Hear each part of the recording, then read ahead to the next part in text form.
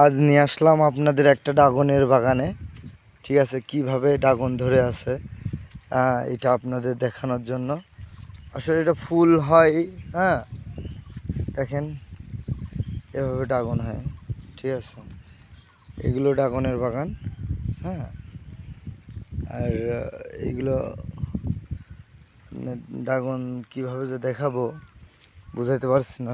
এই দেখেন, এই হচ্ছে ড্রাগন কিভাবে হয়।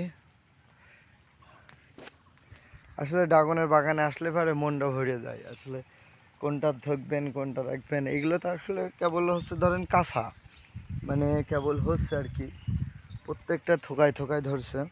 দেখেন আপনারা, দেখেন কি সুন্দর, মানে এই দেখেন ফুল আসছে এইগুলা।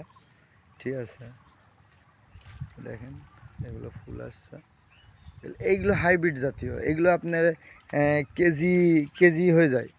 এগুলো আসলে আপনার কেজি হয়ে যায়, এত পরিমাণে এইগুলো হয়, মানে আপনি বুঝতে পারবেন না। এগুলো আসলে খুব ওজন হয়, এটা হাইব্রিড জাতীয় ড্রাগন।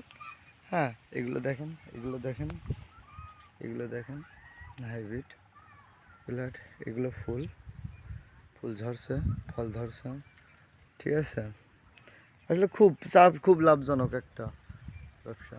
কত বড় বাগান! হ্যাঁ, এরকম এখানে অসংখ্য, প্রায় মানে কি বোঝাতে পারবো না যে কী পরিমাণ ড্রাগনের আছে এখানে। আসলে আমাদের কুষ্টিয়াতে যদি এরকম চাষাবাসটা আসলে হয় না, এই কারণে আসলে এই জিনিসগুলো দেখেন কত সুন্দর, কত সুন্দর ড্রাগন বাগান, কত সুন্দর, কত সুন্দর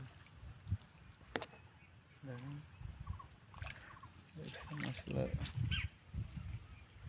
কত সুন্দর সুন্দর